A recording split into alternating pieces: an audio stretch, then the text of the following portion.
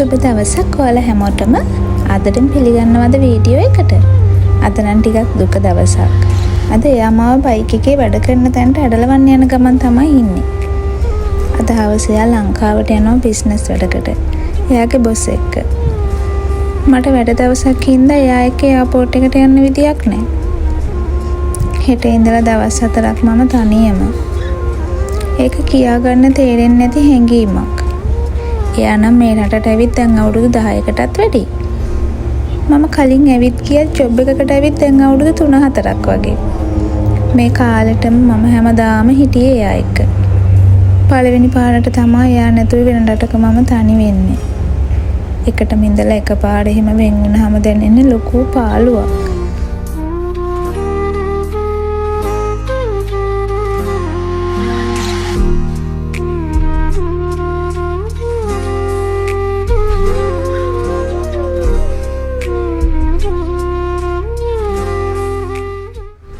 ඔයාලා ආදරය කරන කෙනෙක් ළඟ ඉඳලා එකපාරම දුරකට ගියොත් දැනෙන හැඟීම ඔයාලත් විඳලා තියෙනවද?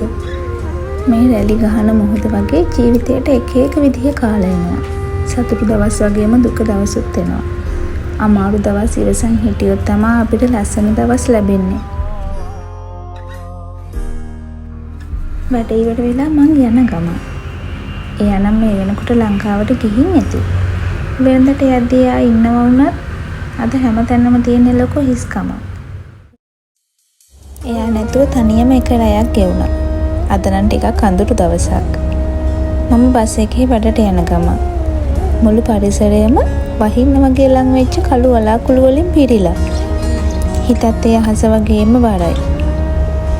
හැමදාම මෙහෙම දවස් එන්නේ නෑ. ජීවිතේටත් අඳුරු දවස් වගේම දීප්තිමත් දවසුත් එනවා. ඒකනේ කියන්නේ හැම කළු වලාකුළකම රිදී රේඛාවක් තියෙනවා කියලා. ඔයාටත් ඔයාගේ ජීවිතේ හොඳ දවස් වගේම නරක දවස් ඇති. හැමදේම හොඳම විදිහට සිද්ධ වෙයි කියලා හිතලා බලන් ඉන්න. නරකම දවසකට උනත් තියෙන පැය 24යිනේ.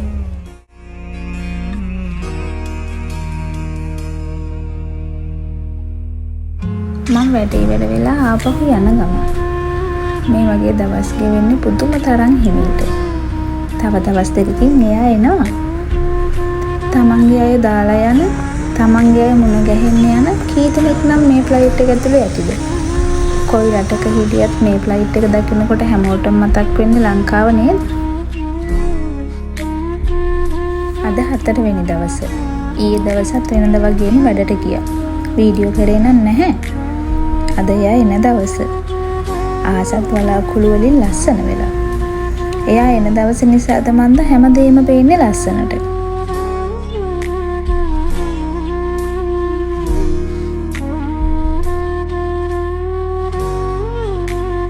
හවස මම පාක් එකට ගියා.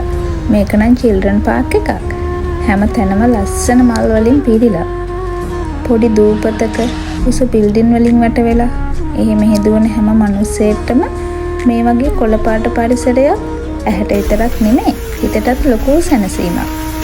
ඔයාලට ජීවිතයේ අමාරු තැන්වල හිත ටිකක් සැහැල්ලු කරගන්න මේ වගේ කොළපාට පරිසරයකට ගිහින් නිදහසේ ටිකක් හුස්ම ගන්න. ඔයාටත් නැවුම් ගතියක් දැනෙයි.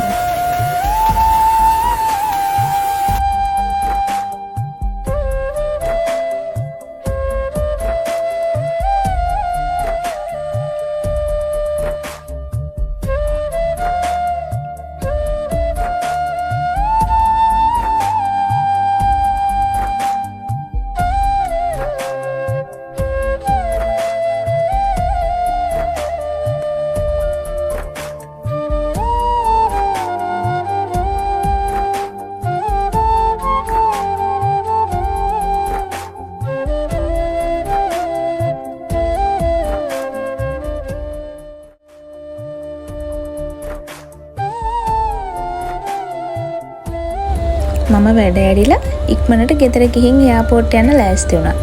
කලින්ම මම මල් ටිකකුත් ගත්තා එයාලට. රැය වෙලා නිසා එයාපෝට් එකට යන ටික නම් මම වීඩියෝ කරේ නැහැ. මම යනකොට එයාව ෆ්ලයිට් එක ලෑන්ඩ් කරලා තිබුණේ. දවස් 4කට පස්සේ අද තමයි මම එයාව දකින්නේ. මේ එයාපෝට් එක ළඟදී තමයි ඕපන් කරේ. මම එයාපෝට් එකේ ෆොටෝස් ටික වීඩියෝ එකේ අන්තිමට දාන්නම්. මල් ටිකත් අතේ තියාගෙන මේ පේන දොර ගාවින් එයා එනකල් තමයි මම බලන් ඉන්නේ. ඔයාටත් පුළුවන්කමක් තියෙන දවසක කාටම හරි මලක් දීලා බලන්න. ඒ කෙනාගේ මූණට දැනෙන සතුට.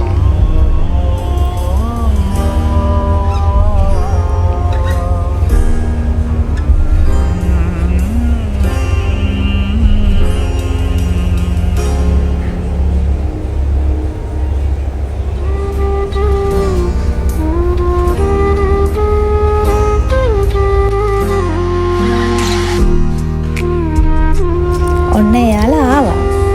එයාගේ බොස් එක ආව නිසා මම වීඩියෝ කරේ නැහැ. ඉතින් ඔයාලටත් මේ වගේ තමන්ගේ අය දුරකට යනකොට දුකක් දැනෙනවා ඇති. ගොඩාක් අයගේ අවුරුදු ගානකට ඈත රටවල් වලට යන්න වෙලා ඇති.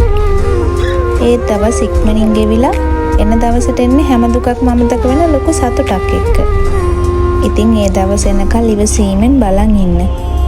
ඔයත් එහෙම බලන් ඉන්න කෙනෙක් නම් ඔයා ආදරය කරන කෙනාව ඉක්මනින් මුණ ගැහෙන්න කියලා මම ප්‍රාර්ථනා කරන්නම්.